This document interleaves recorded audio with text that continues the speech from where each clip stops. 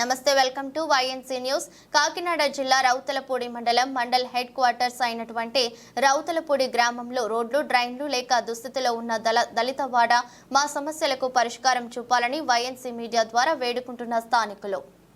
1984 సంవత్సరంలో ఇందిరమ్మ ఇచ్చినటువంటి కాలనీ ఆనాటి నుండి నాయకులు మారినా మా పరిస్థితులు మారలేదని వాపోతున్న ప్రజానీకం. ఈ గ్రామంలో దళితులుగా పుట్టడమే మేము చేసుకున్న పాపమని జనం వాపోతున్నారు. కనీసం రోడ్లు కానీ, డ్రైనేజీ వ్యవస్థ కానీ లేకపోయినప్పటికీ మాలాంటి వాళ్ళని ఎవరూ పట్టించుకోరని, చిన్నపిల్లల నుండి ముసలివాళ్ల వరకు తరచూ అనారోగ్య సమస్యలతో సతమతమవుతున్నా కనీసం అధికారులు పట్టించుకొని వైఖరి సాగుతోంది. అనేక సార్లు ప్రజాప్రతినిధుల దగ్గరకు, అధికారుల దగ్గరకు వెళ్లి మా సమస్యను చెప్పుకున్నా కనీసం పట్టించుకోని ప్రభుత్వాలు. గత 40 సంవత్సరాల నుండి కూడా ఈ దుస్థితిని అనుభవిస్తున్నామని వాపోయారు.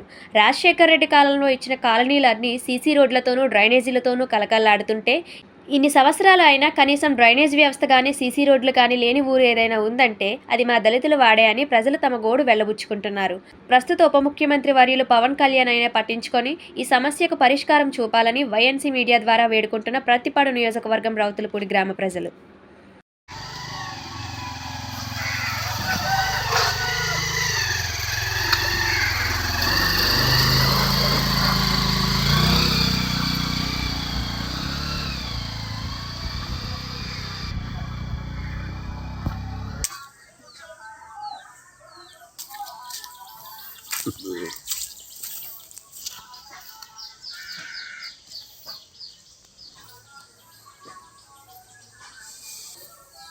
Welcome to YNC news. ఇప్పుడు మనం కాకినాడ జిల్లా రౌతులపూడి మండలం రౌతులపూడి గ్రామంలో మనం ఉన్నాం. ఎందుకంటే మనకు అందిన ఇన్ఫర్మేషన్ ప్రకారం ఇక్కడ పరిస్థితి ఏం బాగోలేదు.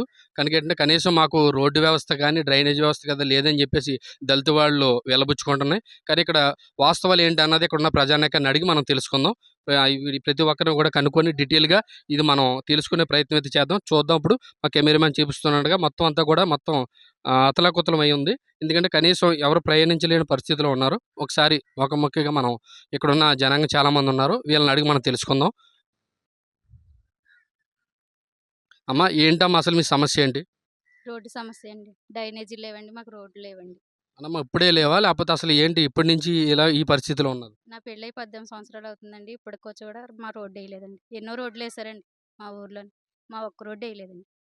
మీరు నాయకుల్ని అడగడం జరిగిందమ్మా మీరు? అడిగామండి చాలా మందిని. ఇన్ని ప్రభుత్వాలు వచ్చాయి కానీ ఎవరు కూడా మాకు వేయలేదండి.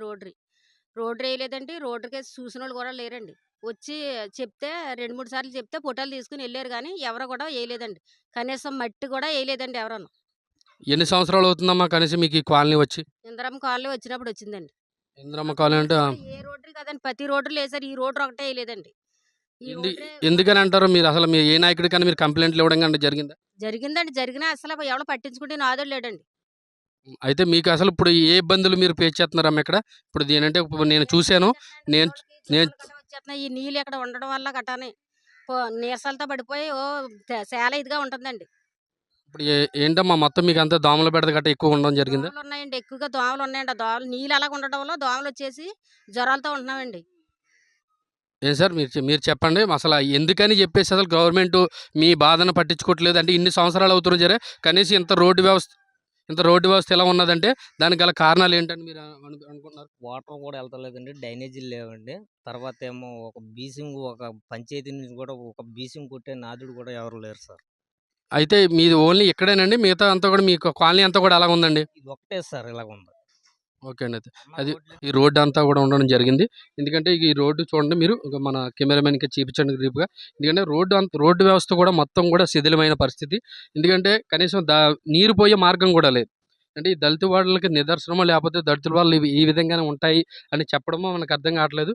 ఎందుకంటే మీరు చూడొచ్చు, ఇది అసలు ఇరువైపుల రోడ్డు మీద నిల్చున్న నీరు ఇదండి. దీనివల్ల ఇక్కడ చూడండి మొత్తం అంతా పేరుకుపోయిన నీచు, దాంతోపాటు మొత్తం అంతా కూడా ఇది మొత్తం పేర్చుకుపోయింది. దీనివల్ల ఇక్కడున్న పిల్లలందరూ కూడా అనారోగ్య పాలు అవుతున్నారని చెప్పేసి ఇక్కడున్న గ్రామస్తులందరూ కూడా వెళ్ళబోతున్నారు. ఎందుకంటే ఇది ప్రత్యేక దృష్టిగా మీరు తీసుకొని ఈ గవర్నమెంట్ కూడా త్వరగా ఈ పరిష్కారాన్ని మాకు మీ ద్వారాన వైఎన్సీ న్యూస్ ద్వారాన పరిష్కారం అవ్వాలని లోపోతున్నారు. ఎందుకంటే ఎంతో ఇది మార్గం మెయిన్ రోడ్డు. ఈ మార్గం కూడా అసలు ఎంత వ్యవస్థగా ఉందంటే ఇప్పుడు నేను కూడా ఇదిగో దిగలేని పరిస్థితి. మీరు చూడొచ్చు, ఇదిగో మొత్తం కూడా ఏంటంటే పిల్లలు కూడా మొత్తం ఇదంతా కూడా ఇంకా చాలా దుస్థితి అయి ఉన్నది.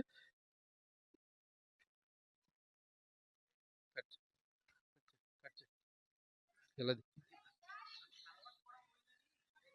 ఓకే. ఇక చూడండి మొత్తంగా ఇదంతా కూడా ఈ చివరి నుంచి చివరి వరకు కూడా ఒకే రకంగా ఉంది. ఇక డ్రైనేజీ వ్యవస్థ అనేది సంపూర్ణంగా నాశనం అవ్వడం జరిగింది.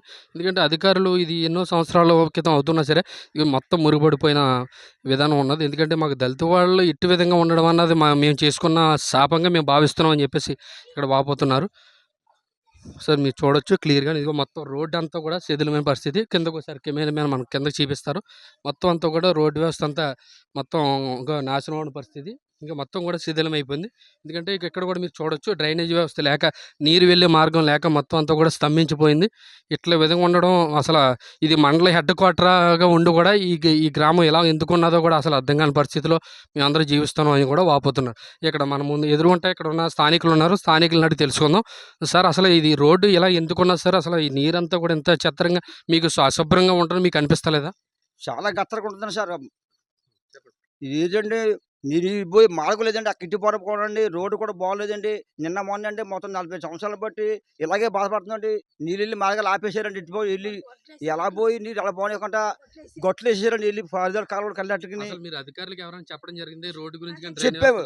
మన భాష బాగా కూడా చెప్పాను. చార్లు చెప్పి ఇంటికి చెప్పానండి. 4 సార్లు చెప్పాడు. మా చిన్న కూడా పెళ్ళి 3 సంవత్సరాలు చెప్తాను ఆ భాష బాగోరికి. ఉద్యోగ రేపు వస్తాను మా వస్తాను అనుకుంటే రాలేదండి.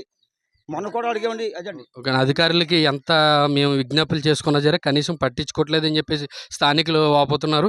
ఎందుకంటే ఈ దుస్థితిని అసలు ఎవరు కారణం అన్నది కూడా అర్థం కావట్లేదు. కేవలం వచ్చిన ఫండ్ అంతా ఏం చేస్తున్నారని కూడా స్థానికులు ప్రశ్నిస్తున్నారు. మొత్తం చూడొచ్చు ఇది మొత్తం రోడ్డు వ్యవస్థ అంతా కూడా చివరి నుండి చివరి వరకు కూడా ఇట్లాగే ఉంది. అంటే ఓన్లీ ఈ ఒక్క వీధే ఇచ్చి ఇది అధికారులు పూర్వకంగా కూడా దీన్ని మీరు గుర్తించి మీరు తీసుకెళ్లాలని చెప్పేసి మా వైఎన్సీ న్యూస్కి ఇన్ఫార్మ్ చేయడంతో దీని మీద మేము స్పందించడం జరిగింది. స్థానికులు మాత్రం మమ్మల్ని ఎవరు కూడా కనీసం పట్టించుకోరండి. మా వైపు చూసే నాదుడే లేడు. కనీసం ఒక అధికారి కూడా మా వైపు చూస్తలేదని చెప్పేసి వాపోతున్నారు. ఈ కెమెరామ్యాన్ అనిల్తో నానుబాబు, వైఎన్సీ న్యూస్ చూస్తున్నానండి. YSC news.